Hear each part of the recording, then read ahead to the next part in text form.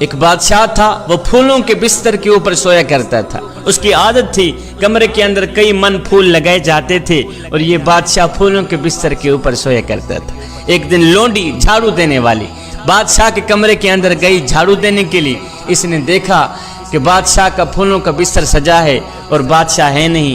اس نے سوچا کیوں نہیں ایک پل کے لیے میں بھی پھولوں کے بستر کے اوپر سونے کا مزہ چکھیں۔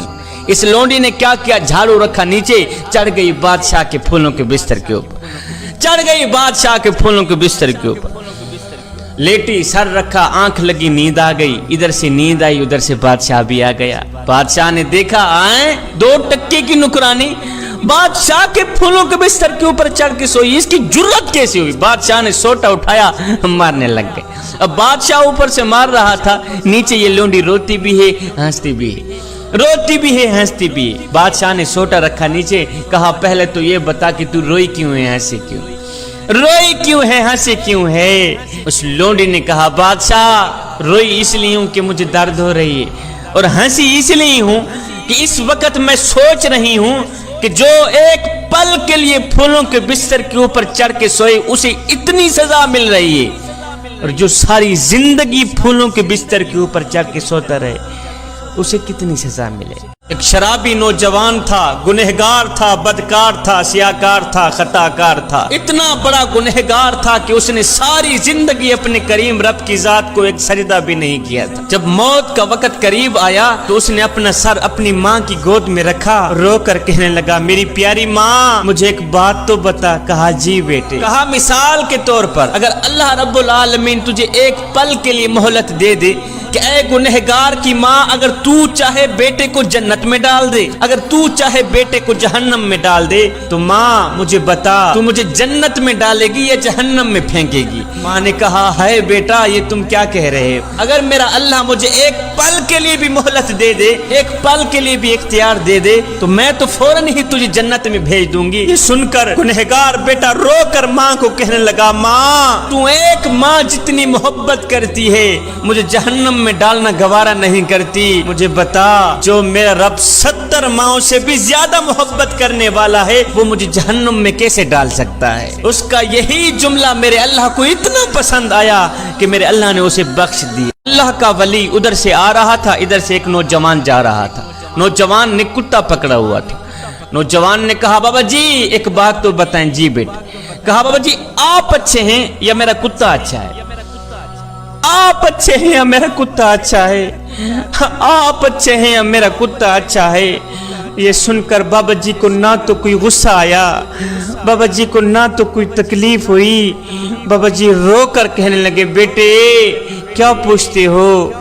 اگر خاتمہ ایمان پہ ہو گیا تو میں اچھا، اگر خاتمہ ایمان پہ نہ ہوا تو پھر تیرا کتا اچھے کی بازی لے ہی گیا ہے۔ اللہ کے جو نیک بندے ہوتے ہیں ان کی نظر کرسی پر نہیں جاتی، اللہ کے نیک بندوں کی نظر پیسوں پر نہیں جاتی، جی میں شاءاللہ اللہ کے نیک بندوں کی نظر خزانوں پر نہیں جاتی، نہ بندے نہ اللہ کے جو نیک بندے ہوتے ہیں ان کی نظر تو خاتمے پر جاتی ہے۔ مدینہ شریف میں ایک خوبصورت عورت رہا کرتی تھی، بڑی ہی حسین و جمیل تھی۔ وہ مسجد نبوی میں نماز پڑھنے کے لیے جایا کرتی تھی۔ پہلے یہ تھا کہ مسجد نبوی میں مرد عورتیں اکٹھی نماز پڑھا کرتی تھیں۔ ایک دن یہ خوبصورت عورت نماز پڑھنے کے لیے جا ہی رہی تھی، کسی نوجوان نے اس کا راستہ روک لیا۔ ایک دن گزرا، 2 دن، 3 دن، 4 دن، 5ویں دن یہ عورت بول ہی پڑی او نادان تجھے کیا تکلیف ہے؟ تو کیوں میرا راستہ روکنے کی کوشش کر رہا ہے؟ اس نے کہا کوئی خاص تکلیف نہیں ہے، بس تکلیف یہ ہے کہ تیرا حسن مجھے بھا گیا ہے، میں تیرے حسن پہ قربان ہو گیا ہوں، لہٰذا میں تجھ سے محبت کر بیٹھا ہوں، تجھے اپنانا چاہتا ہوں۔ اس نے کہا اچھا تو مجھے اپنانا چاہتا ہے؟ کہا جی ہاں۔ کہا مجھے اپنانے کے لیے میری ایک شرط ہے، اگر وہ شرط تو پوری کرے تو بس میں تیری ہوگی۔ اس نے کہا جلدی بتاؤ کون سی شرط ہے؟ تیرے جیسی حسین و جمیل عورت کو پانے کے لیے اگر آسمان سے تارے بھی توڑ کے لانے پڑے تو میں لانے کے لیے تیار ہوں، جلدی بتاؤ کون سی شرط ہے؟ اس خوبصورت عورت نے کہا جی میری کوئی لمبی چوڑی شرط نہیں ہے، بس شرط یہ ہے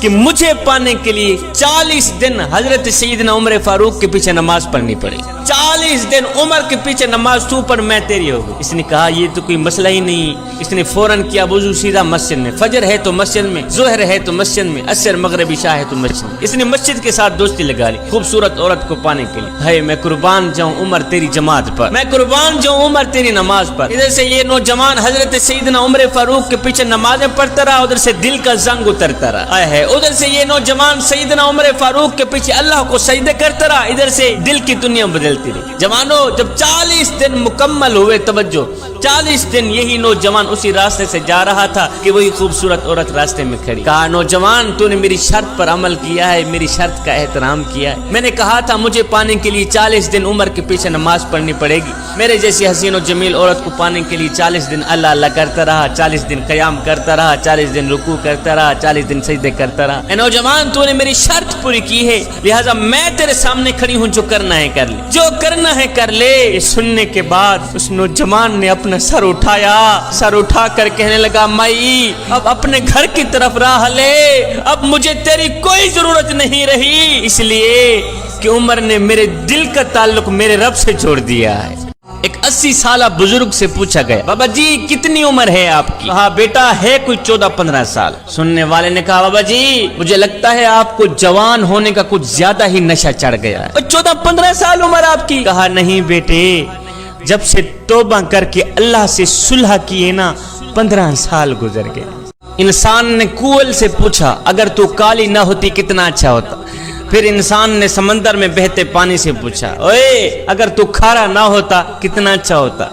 پھر انسان نے ایک دن گلاب کو اٹھایا, تلی پہ رکھا, پوچھنے لگا اوے اگر تیرے اندر یہ کانٹے نہ ہوتے تو کتنا اچھا ہوتا.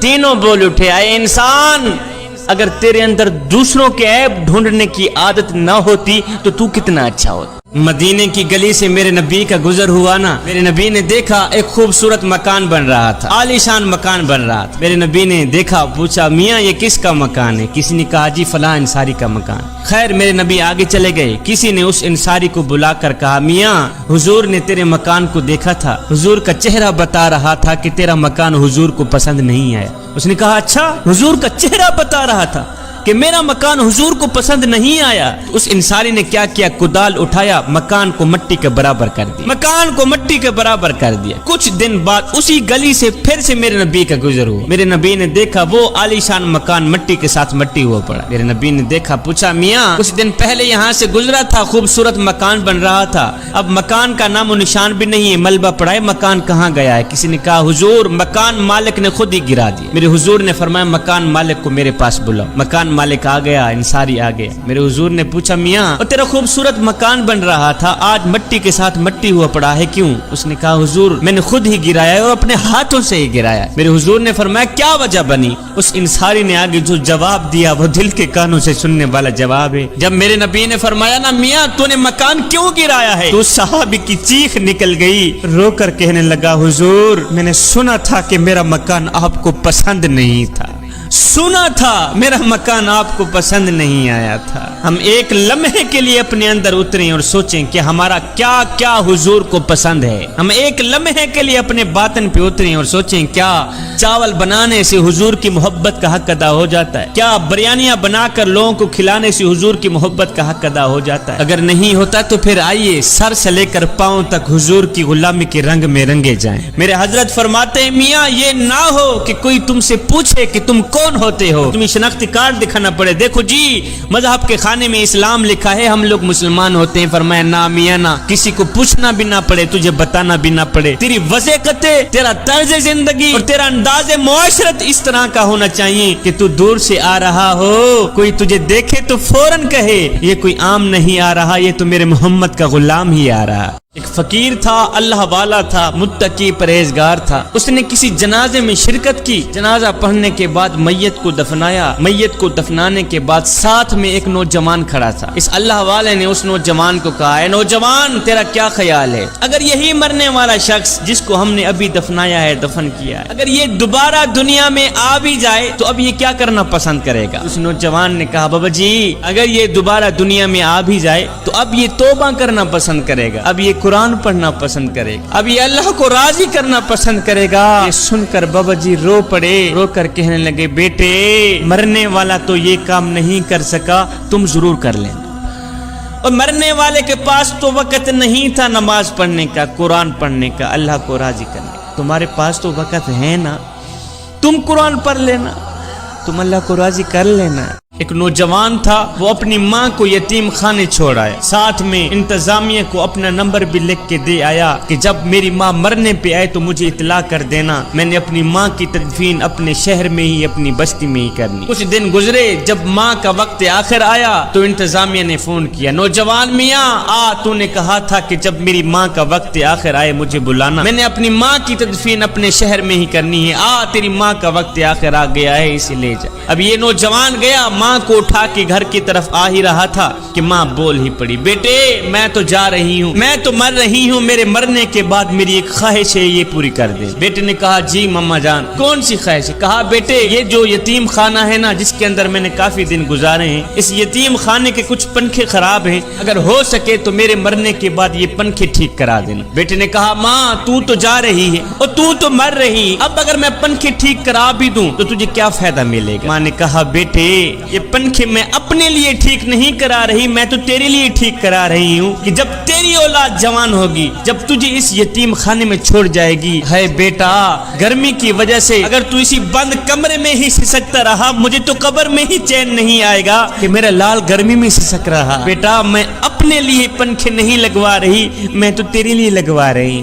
آج تو کسی طلاق شدہ عورت کی طلاق کی وجہ معلوم کی جائے تو وجہ یہی سامنے آتی ہے جی عورت زبان دراز تھی، عورت بدتمیز تھی، عورت یہ تھی، عورت وہ تھی۔ مجھے بتاؤ آج تک کسی نے یہ کہا ہے کہ عورت باشعور تھی اس لیے جاہل آدمی سے گزارا نہیں کر سکتی؟ کسی نے یہ کہا ہے کہ مار پیٹ کو وہ اپنا فریضہ نہیں سمجھتی تھی؟ کبھی کسی نے یہ کہا ہے کہ شوہر کی بدتمیزی اور جاہلانہ رویے کی وجہ سے عورت گھر چھوڑ کے چلی گئی؟ کبھی کسی نے یہ نہیں کہا نا۔ اس لیے کہ آج کا انسان دوسروں کے عیب ڈھونڈنے کی کوشش تو کرتا ہے لیکن اپنے گریبان میں جھانک کر کے نہیں دیکھتا کہ میرے اندر بھی کوئی عیب ہے یا نہیں۔ انسان نے کوئل سے پوچھا اگر تو کالی نہ ہوتی کتنا اچھا ہوتا؟ پھر انسان نے سمندر میں بہتے پانی سے پوچھا اوے اگر تو کھارا نہ ہوتا کتنا اچھا ہوتا؟ پھر انسان نے ایک دن گلاب کو اٹھایا تلی پہ رکھا پوچھنے لگا اوے اگر تیرے اندر یہ کانٹے نہ ہوتے تو کتنا اچھا ہوتا؟ تینوں بول اٹھے اے انسان اگر تیرے اندر دوسروں کے عیب ڈھونڈنے کی عادت نہ ہوتی تو کتنا اچھا۔ ہمارے ہاں تو الٹی گنگا بہ رہی، ہم لاکھوں سنا دیں تو کوئی بات نہیں، اگر بیوی ایک بھی سنا دے تو ہماری زبان پر فوراً یہی جملہ آتا ہے کہ بکواس بند کر، اگر زیادہ بات کی تو پرچی ہاتھ میں پکڑا کر گیٹ سے باہر نکال دوں گا۔ نا میاں نا، جس عورت کو میرے نبی نے عزت دی تھی اگر اس کی عزت نہیں کر سکتا تو نہ کر، اس کو بے عزت تو نہ کر۔ ایک شخص ایک بزرگ کے پاس آیا، کہنے لگا حضرت میری بیوی کے اندر ایک خامی ہے لہذا مجھے اچھی نہیں لگتی۔ کہا کتنا عرصہ ہو گیا ہے شادی کو؟ کہا جی 10 سال ہو گئے۔ بزرگ نے کہا اچھا پھر مجھے بتایا جائے کہ تیرے گھر سے نکلنے کے بعد تیرے بچوں کی دیکھ بھال کون کرتی ہے؟ کہا جی میری بیوی کرتی ہے۔ تیرے کپڑے کون دھوتی ہے؟ تیرا جوتا پالش کون کرتی ہے؟ کہا جی وہ بھی میری بیوی ہی کرتی ہے۔ کہا تیرے گھر کی صفائی ستھرائی تیرے گھر کے برتن کون مانجتی ہے؟ کہا جی وہ بھی میری بیوی ہی کرتی ہے۔ یہ سننے کے بعد فقیر بولا بھائی افسوس کی بات ہے اس کے پاس ہزاروں خوبیاں ہیں، اگر ایک خامی تیرے سامنے آ بھی گئی ہے تو اس کی ہزاروں خوبیوں پر پانی پھیر کے اس کا گلہ کرتے ہوئے تجھے شرم نہیں آتی؟ ایک شخص 4 دوستوں کی محفل میں بیٹھ کے کہہ رہا تھا جی عورت مرد کے پاؤں کی جُتی ہوتی، مرد کو جب بھی اپنے لیے کوئی مناسب سائز کی جُتی نظر آئے تو بدل لے۔ سننے والوں نے محفل میں بیٹھے ہوئے ایک عقل مند شخص کی طرف دیکھا اور پوچھا جناب اس شخص کی کہی ہوئی بات پر آپ کی کیا رائے ہے؟ عقل مند نے جواب دیا بھائی اس شخص نے جو کچھ بھی کہا ہے بالکل ٹھیک کہا ہے، عورت جُتی کی مانند ہوتی ہے ہر اس شخص کے لیے جو اپنے آپ کو پاؤں کی مانند سمجھتا ہے، جبکہ یہی عورت ایک تاج کی مانند بھی ہوتی ہے مگر ہر اس شخص کے لیے جو اپنے آپ کو بادشاہ کی مانند سمجھتا ہے۔ ہم نے تو غریبوں کی غربت کا مذاق اڑا دیا، شادی کے موقع پر ہم نے جہیز اپنی ہی بیٹی کو دینا ہوتا ہے لیکن ہم کیا کرتے ہیں اس جہیز کو 4 پہیوں پہ بچھا دیتے ہیں، محلے میں آواز لگاتے ہیں بچیوں آؤ ہماری بچی کا جہیز دیکھ لو، آؤ ہماری بچی کا جہیز دیکھ لو۔ میں نے کہا او نادانو تم نے جہیز دیا تو اپنی بیٹی کو لیکن یہ کسی کو بھی خیال نہ آیا کہ جو بچیاں تیری بچی کا جہیز دیکھنے آئی ہیں ان بچیوں میں سے لاوارث بچی بھی موجود ہے، ان بچیوں میں سے غریب بچی بھی موجود ہے۔ ایک دن میں کہیں جا رہا تھا تو میرا گزر کسی گاؤں سے ہوا۔ میں نے دیکھا کہ گوشت کی ایک بوٹی کے پیچھے دو کتے آپس میں لڑ رہے ہیں۔ ایک کتا بوٹی کو اپنی طرف کھینچتا ہے، دوسرا کتا بوٹی کو اپنی طرف کھینچتا ہے۔ خیر یہ دیکھتا ہوا میں آگے چلا گیا۔ تھوڑی دیر بعد جب واپسی اسی راستے سے میرا گزر ہوا تو میں دیکھ کر حیران رہ گیا کہ وہی کتے جو آپس میں لڑ رہے تھے اب آرام سے ایک دوسرے کے ساتھ لاڈ کر رہے ہیں، ایک دوسرے کے ساتھ ہی بیٹھے، بھول گئے اپنی لڑائی، بھول گئے اپنا جھگڑا، اب ایک دوسرے کے ساتھ بیٹھ کے لاڈ پیار کر رہے ہیں۔ یہ دیکھ کر پھر مجھے وہ دو بھائی یاد آ گئے جو 10 سال پہلے لڑے تھے، جو 10 سال پہلے جھگڑے تھے، آج تک نہیں بولے۔ اللہ کے ولی حضرت بایزید بسطامی کے شہر بسطام میں کسی کنجری نے آ کے ڈیرا ڈال دیا، کسی طوائف نے آ کے ڈیرا ڈال دیا۔ وہ ناچتی تھی، گاتی تھی، اس نے جوانوں کی زندگی برباد کر رکھی تھی۔ یہ خبر چلتے چلتے حضرت بایزید بسطامی تک گئی۔ کسی نے کہا حضرت آپ اللہ کے ولی ہیں، آپ کے شہر بسطام میں کسی طوائف نے آ کے ڈیرا ڈال دیا ہے، وہ ناچتی ہے، گاتی ہے، اس نے جوانوں کی زندگی برباد کر رکھی ہے اور آپ خاموش ہو کے بیٹھے۔ حامیہ وہ کیا کرتی ہے؟ کہا ساری رات جوانوں کو اپنے پاس رکھتی ہے، ان کی خواہش پوری کراتی اور پیسے لیتی۔ کہا پھر اس طرح کرو، اس طوائف کے پاس جاؤ، اسے کہو کہ بابا جی کے لیے بھی تیرے پاس کچھ وقت ہے۔ ایک شخص گیا اس طوائف کے پاس، ناچنے والے کے پاس، کہا وہ جو بڈھا بابا نہیں ہے، سفید داڑھی والا بابا، وہ کہتا ہے میرے لیے بھی کچھ تیرے پاس وقت ہے۔ اس عورت نے کہا یہ تو ہے ہی بڈھا بابا، یہ کرے گا ہی کیا میرا؟ اس طوائف نے کہا میں 1 لاکھ لوں گی، رات کو بڈھے کو بھیج دینا میرے۔ حضرت بایزید بسطامی نے جب سنا تو کہا میں 2 لاکھ دوں گا، پر شرط یہ ہے جیسے میں کروں گا ویسے ہی کرنا پڑے گا۔ میں 2 لاکھ دینے کے لیے تیار، شرط یہ ہے جیسے میں کہوں گا ویسے ہی کرنا پڑے گا۔ بات طے ہو گئی، سودا طے ہو گئی۔ حضرت بایزید بسطامی جا رہے ہیں کنجری کے محل کی طرف، طوائف کے محل کی طرف۔ زمانہ دیکھنے والا ہے، کوئی تو رو رو کے کہہ رہا تھا یا اللہ ایک ہی تو سورج ہے ہمارا، اگر یہ بھی غروب ہو گیا تو ہم روشنی کہاں سے لیں گے؟ خیر حضرت بایزید بسطامی اس کنجری کے کمرے کے اندر داخل ہوئے، طوائف کے کمرے کے اندر داخل ہوئے۔ جب داخل ہوئے تو طوائف بن سمر کر حضرت بایزید بسطامی کے سامنے پیش ہوئی۔ جب آپ نے اس طوائف کو دیکھا آپ نے کہا مائی میں دوسرے گاہکوں کی طرح نہیں ہوں، پہلے جا کے غسل کر کے۔ اس نے کہا تو کس طرح کا گاہک ہے؟ اور پہلے بھی تو گاہک آتے ہیں وہ کہتے ہیں جا کے میک اپ کر کے آ، اور تو واحد گاہک ہے جو کہتا ہے جا کے غسل کر کے آ۔ آپ نے فرمایا میں نے کہا تھا نا 2 لاکھ دوں گا، پر شرط یہی ہے جیسے میں کہوں گا ویسے ہی کرنا پڑے۔ یہ طوائف گئی غسل کر کے، آپ نے فرمایا اب جا کے وضو بھی کر کے۔ طوائف گئی اب وضو بھی کر کے، جب وضو کر کے آئی تو آپ نے فرمایا مائی اب جس طرح میں کروں گا بس ویسے ہی کرتی چلی جانا۔ حضرت بایزید بسطامی نے مصلی بچھایا، پیچھے اس طوائف کو کھڑایا، آپ نے 2 رکعت نماز نفل کی نہیں، اس طوائف نے بھی 2 رکعت نماز نفل کی نہیں تھے۔ آپ قیام میں کھڑے ہوئے، وہ طوائف بھی قیام میں کھڑی ہوئی۔ آپ رکوع میں گئے، وہ طوائف بھی رکوع میں گئی۔ آپ سجدے میں گئے، وہ طوائف بھی سجدے میں گئی۔ جب آپ سجدے میں گئے تو آپ چیخ کر کہنے لگے، رو کر کہنے لگے او میرے کریم رب تیری اس بندی کو یہاں تک لے کے آنا میرا کام تھا، آگے اس کی قسمت جگانا تیرا ہی کام ہے۔ شیخ سعدی کہتے ہیں میں بچپن میں عید کی نماز پڑھنے کے لیے باپ کی انگل پکڑ کر باپ کے ساتھ جا رہا تھا۔ بچوں کے ہجوم میں نے باپ کی انگل چھوڑی، کھیل کود میں مست ہو گیا۔ کھیل کی عادت نے مجھے باپ سے جدا کر دیا۔ جب کھیل ختم ہوا تو میں نے دیکھا میرا باپ نہیں تھا۔ اب میں رو رہا تھا، چیخ رہا تھا کہ میں باپ سے جدا ہو گیا ہوں، میرا باپ کہاں چلا گیا۔ اچانک میں نے دیکھا میرے والد صاحب آ گئے، مجھے ڈانٹ کر کہنے لگے او نادان تجھے کہا بھی تھا کہ میری انگل نہیں چھوڑنی، اور تجھے پتہ نہیں ہے کہ جو باپ کی انگل چھوڑتا ہے وہ اکیلا ہی رہ جاتا ہے۔ بلی کی یہ خوبی ہوتی ہے کہ وہ پخانہ کرنے کے لیے پاک جگہ تلاش کرتی ہے اور پھر اس پہ مٹی بھی ڈال دیتی، کیونکہ وہ یہ پسند نہیں کرتی کہ کوئی بھی اس کی غلاظت دیکھے۔ اے انسان تو کیسے برداشت کر لیتا ہے کہ تیرے گناہوں کی غلاظت پہ کسی کی نظر پڑے؟ تجھے بھی چاہیے کہ اس غلاظت پہ توبہ کا پردہ ڈال۔ تو دیکھتا نہیں ہے جب بھاگا ہوا غلام واپس آ جاتا ہے اپنے مالک کی طرف تو مہربان آقا اسے قید کرنے کی ضرورت محسوس نہیں کرتا۔ اسی طرح اگر تو بھی توبہ کر کے اللہ کی بارگاہ میں آ جائے تو تیرا بھی کام بن جائے گا۔ آج عمل کا حساب کر لے، کل جب اعمال نامہ کھول دیا جائے گا تو پھر معافی نہیں ملے گی۔ جس نے گناہ کے بعد توبہ کر لی گویا اس نے گناہ کیا ہی نہیں۔ اے نوجوان آج گناہوں سے ڈر تاکہ قیامت کے دن تجھے کسی کا ڈر نہ ہو۔ اور تجھے پتہ نہیں ہے اپنے رب سے صلح کرنے والا، تعلق برقرار رکھنے والا شخص محشر کے بازار میں ذلیل نہیں ہوگا، رسوا نہیں ہوگا۔ اگر تو تو عقل مند ہے تو رات کو کیے ہوئے گناہوں کی رات کو ہی معافی مانگ کے سو۔ وہ ایسا کریم ہے، ایسا رحیم ہے کہ ہر وقت بخشش کے دروازے کھول کر ہی رکھتا ہے۔ جس نے تجھے پیدا کیا، بھلا یہ کیسے ہو سکتا ہے کہ تو گرے وہ سنبھال نہ لے؟ اگر تو اللہ کا خاص بندہ بننا چاہتا ہے تو پھر گناہ کرتے ہوئے تجھے شرم آنی چاہیے۔ اے نوجوان، جا اس کی بارگاہ میں حسرت اور افسوس کے آنسو بہا، اس کی بارگاہ میں معافی کی نیت سے جو بھی آیا ہے خالی ہاتھ واپس نہیں گیا، اس کے گناہ آنسوؤں سے ہی دھو دیے گئے ہیں۔ میرا اللہ فرماتا ہے، او میرے بندے، میرے دروازے پر اگر فرعون آ جاتا میں تو اس کو بھی بخشنے کے لیے تیار تھا، تو ویسے ہی میرا اپنا ہے، تیرا میرا تو ذاتی تعلق ہے۔